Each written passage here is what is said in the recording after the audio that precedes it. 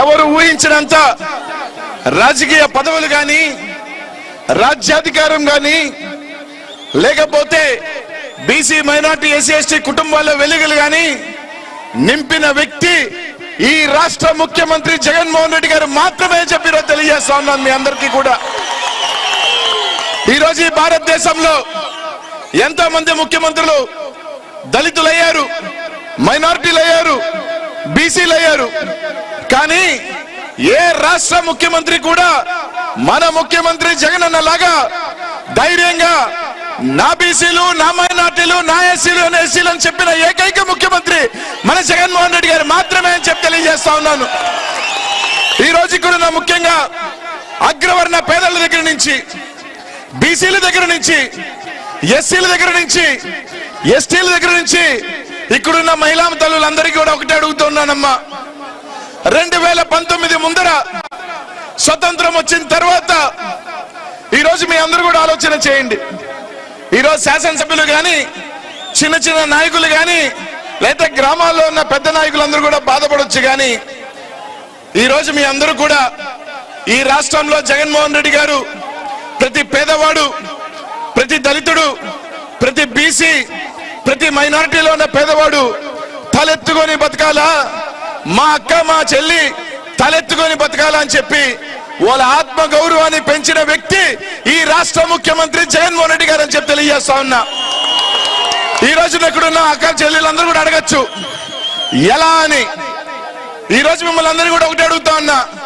2019 ముందు మీరు పెన్షన్ కావాలన్నా, ఒక అవ్వకి పెన్షన్ కావాలన్నా, ఒక వితంతు సోదరికి పెన్షన్ కావాలన్నా, లేదా ఒక చిన్న కాగితం కావాలన్నా, ఒక పథకం కావాలన్నా మీ అందరూ కూడా ఏదో ఒక నాయకుడి ఇంటి ముందు చేతులు కట్టుకొని అయ్యా నాకు పెన్షన్ ఇవ్వండి, అయ్యా నాకు ఈ డెత్ సర్టిఫికేట్ ఇవ్వండి, లేదా నాకు ఇచ్చిన పని కావాలా, ఈ పథకం కావాలని ఇల్లు చుట్టూ తిరిగి తిరిగి తిరిగి స్వతంత్రం వచ్చిన తర్వాత ఉన్న పరిస్థితులు వాస్తవం కాదని అడుగుతా ఉన్నది ఏ నాయకుడైనా. కానీ ఈరోజు జగన్మోహన్ రెడ్డి గారు ముఖ్యమంత్రి అయిన తర్వాత ఏ అక్క, ఏ చెల్లి, ఏ అన్న, ఏ తమ్ముడు, ఏ పేదవాడు కూడా తల దించుకొని ఒకరి దగ్గరికి వెళ్ళి నిలబడాల్సిన అవసరం లేదు. మీ బిడ్డ, మీ తమ్ముడుగా, మీ అన్నగా జగనన్న ఉన్నాడు అని ఈ రోజు నేరుగా వాలంటీర్ ని మీ ఇంటికి పంపించి పథకాలు తీసుకొని మీరు ఏ నాయకుడి దగ్గరికి వెళ్ళి మీరు ఇచ్చారని చెప్పాల్సిన అవసరం లేదు. మా బిడ్డ, మా అన్న, మా తమ్ముడు జగనన్న పంపించాడు మా ఇంటికి, పథకం మాకు ఇచ్చాడని చెప్పే విధంగా మీ ఆత్మ గౌరవాన్ని పెంచిన నాయకుడు జగన్మోహన్ రెడ్డి అని చెప్పి తెలియజేస్తా ఉన్నా. ఇది వాస్తవం కాదా? మీరు ఏ నాయకుడి దగ్గరికి వెళ్ళాల్సిన అవసరం వచ్చిందే? వాలంటీర్ మీ ఇంటికి వచ్చి రాసుకొని 6 కోడి కూస్తుందో తెలియదు కానీ 1వ తారీఖున నేరుగా మీకు పెన్షన్ ఇస్తున్న వ్యక్తి జగన్మోహన్ రెడ్డి గారు కాదా అని ఆలోచన చేయనని. రేపు 2024 ఎన్నికల్లో మళ్ళీ మనం వెనక్కిపోతామా? మళ్ళీ ఇంకో నాయకుడు ముందుకు వెళ్ళి ఏ జన్మ కమిటీనో వాళ్ళ దగ్గర సంతకం తీసుకోవాలనో, లేదా నువ్వు ఏ పార్టీకి ఓటేశారనో అడిగి వెనక్కి వెళ్తామా? లేకపోతే మా బిడ్డ ఉన్నాడు, 2024లో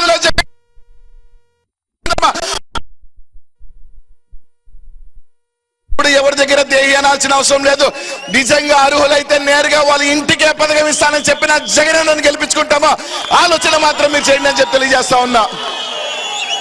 ఈ రోజు ఈ రాష్ట్రంలో ముఖ్యంగా బీసీలు కానీ, మైనారిటీ, ఎస్సీ ఎస్టీలు ఆలోచించాల్సిందల్లా ఒకటే. ఒక విప్లవైనా ఒక్క అడుగుతో మొదలవుతుంది. ఆ అడుగుని 10 అడుగులు వేసుకుంటామా, లేతే ఆ వెనక 10 అడుగులు వేస్తామని ఆలోచించాల్సిందల్లా మన చేతుల్లోనే ఉంది. ఈ రోజు 2019 తర్వాత మనకి మంత్రులు కానీ, సగం వాటా మంత్రులు కానీ, రాజ్యసభ సభ్యులు కానీ, ఈ రోజు ముఖ్యంగా మైనార్టీలో 4 మండలి సభ్యులు కానీ, 4-5 మంది శాసనసభ్యులు కానీ, ఈ రోజు డిప్యూటీ సీఎం అమ్జద్ బాషాని కానీ మనకి గౌరవం ఇచ్చి గుండెల్లో పెట్టుకున్న జగన్మోహన్ రెడ్డిని కాపాడుకుంటామా? లేకపోతే 2024లో జగనన్నకి ఏమన్నా చిన్న పొరపాటు చేసి వెనక్కి వెళ్ళిపోతామా అని ఆలోచించాల్సిన బాధ్యత ప్రతి ఒక్క బీసీ, మైనార్టీ, ఎస్సీ ఎస్టీ మీద ఉందని చెప్పి తెలియజేస్తా ఉన్నా. ఈ రోజు ఎందుకు చెప్తున్నానంటే, నేను నెల్లూరు జిల్లా, మీ అందరికి కూడా తెలుసు, నెల్లూరు జిల్లాలో స్వతంత్రం వచ్చిన తర్వాత ఏ బీసీకి మంత్రి ఇవ్వాల, కానీ స్వతంత్రం వచ్చిందంటే మొట్టమొదటి బీసీ మంత్రిగా జగన్ అన్న అవకాశం ఇచ్చిన వ్యక్తిని నేను. మేము ఎక్కడికన్నా వెళ్తే చెప్తారు అన్ని పథకాలు మీకే, అన్ని పదవులు మీకే అని. అప్పుడు గర్వంగా ఉంటుంది, మా అన్న జగన్ అన్న ఉన్నాడు, మమ్మల్ని అండగా ఉంటాడు అని గర్వం మాకుంటుంది.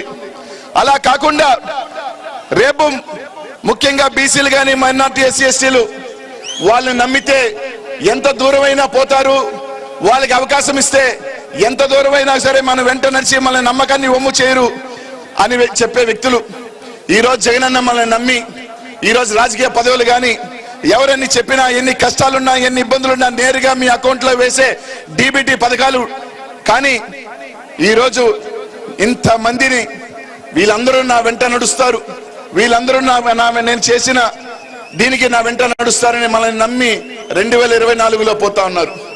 జగనన్నని రేపు 2024లో మన భుజ స్కంధాల మీద మోసి 2024లో ఫ్యాన్ గుర్తు మీద మనం బటన్ నొక్కితే రపరపరాడాలి ఫ్యాన్ జెండా, వైఎస్ఆర్ కాంగ్రెస్ పార్టీ జెండా, మళ్ళీ మన ముఖ్యమంత్రి జగనన్న చెప్పి తెలియజేస్తా ఉన్నా. నిన్న మొన్న మాట్లాడుతా ఉన్నారు, ఎవరో మారిపోతా ఉన్నారు, వైఎస్ఆర్ కాంగ్రెస్ పార్టీ నుంచి వెళ్తున్నారని. కానీ ప్రతి ఒక్కరూ ఆలోచించాల్సిందల్లా ఒకటే, ఈరోజు ఒకటి చెప్తా ఉన్నా, జగన్ అన్న వీళ్ళు పోటీ చేస్తే కొన్ని కారణాల వల్ల గెలవరునో, లేకపోతే వీళ్ళకి గతంలో అవకాశాలు ఇస్తే కొంతమంది సద్వినియోగం సరిగ్గా చేసుకోలేదనో ఇంకొక శాసనసభ్యుడిని పంపించాలని ఒక ఆలోచన ఖచ్చితంగా రాజకీయ ప్రక్రియలో కొన్ని జరుగుతుంది. కానీ ఈ రోజు ఆ తెలుగుదేశం పార్టీ లేకపోతే దత్తపుత్రుడు పార్టీ సన్నాసులు ఒకటే చెప్తా ఉన్నా,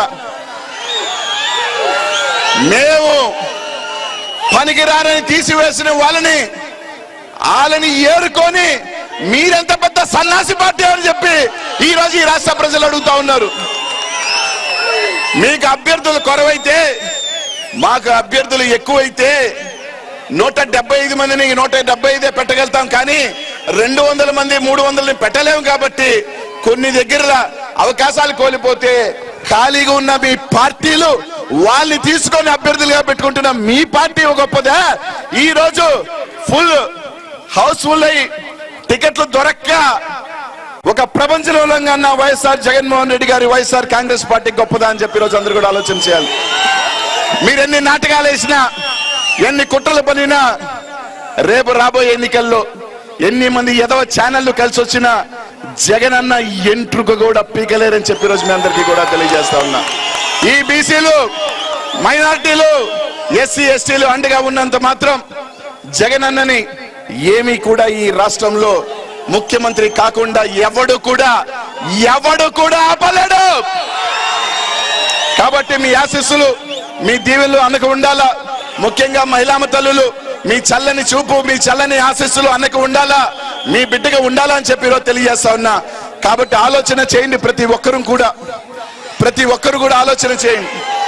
రేపు రాబోయే ఎన్నికల్లో జగన్ అన్నకి సైనికుడిగా మొట్టమొదటి రోజు నుంచి అండగా ఉన్న మీ శాసనసభ్యుడు రాయచోటి శ్రీకాంత్ అని ఎలాగో ఈ నియోజకవర్గంలో ఎప్పుడు కూడా మెజారిటీ వేల సంఖ్యలో ఉంటుంది.